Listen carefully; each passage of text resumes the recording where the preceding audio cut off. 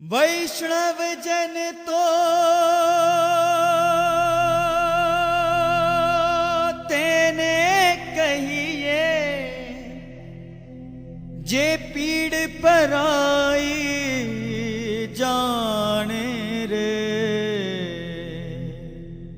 It was Friday, the 30th of January 1948. The time was 10 minutes past 5 in the evening.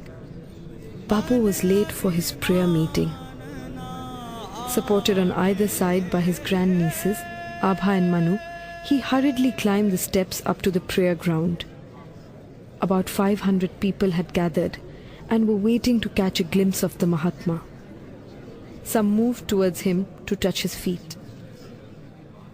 Gandhi lifted his arms off the shoulders of Abha and Manu and stood for a moment, smiling, touching his palms together. Suddenly a man jostled his way out of the crowd. Manu thought he was trying to prostrate himself before Bapu, and she put out a hand to stop him. He hurled her out of the way and, standing about 2 feet in front of Gandhi, fired 3 shots at him.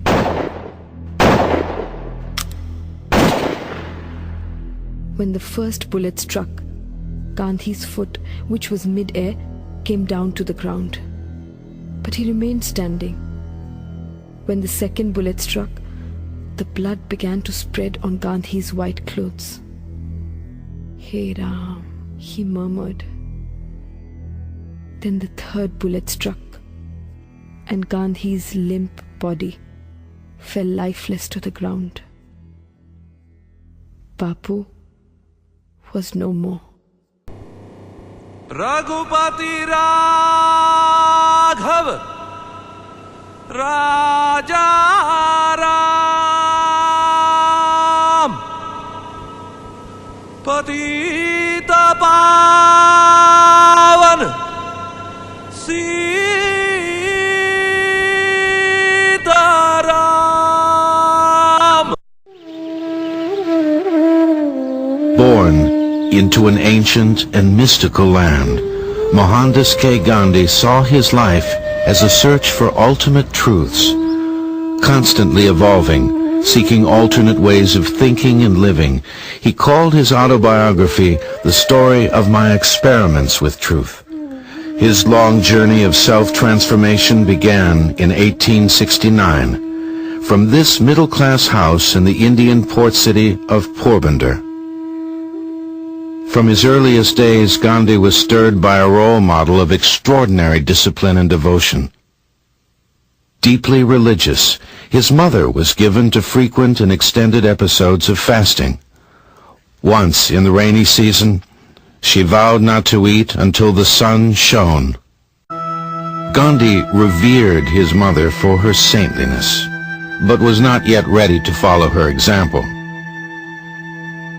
The youngest of 4 children, he indulged in childish pastimes, stealing change to buy cigarettes.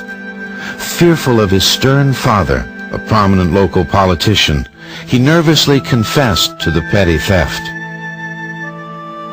In keeping with Hindu tradition, at age 13, Gandhi was married to a young girl of the same age. Initially, he was a jealous and possessive husband. At age 16, he faced his first great conflict between duty and desire. One night, while nursing his sick father, he slipped upstairs to share his wife's bed. At age 17, Gandhi left his wife and family behind to attend law school in London. Immensely shy and naive, he found the bustle of the big city thoroughly intimidating.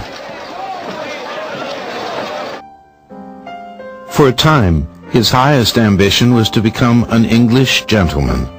He sported a top hat and silver-tipped cane, took lessons in dancing, violin, and French. But no superficial skill could hide his inexperience and insecurity. Even after obtaining a law degree, he doubted his ability to practice, later writing, "There was no end to my helplessness and fear." Humiliated, he began searching for an escape. Salvation came in the form of a job offer from South Africa. As he said, it was in that God-forsaken country that I found my God. Just days after arriving in his new country, Gandhi experienced an epiphany. Unaware of discrimination against Indians in British-run South Africa, he innocently booked first-class passage on a train to Pretoria. At the first major stop, Pietermaritzburg, he's thrown off the train, and I mean thrown brutally off the train by the conductor.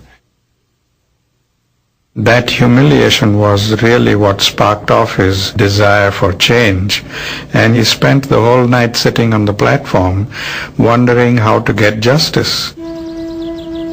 Gandhi later described that long, shivering winter night as the most creative experience of his life.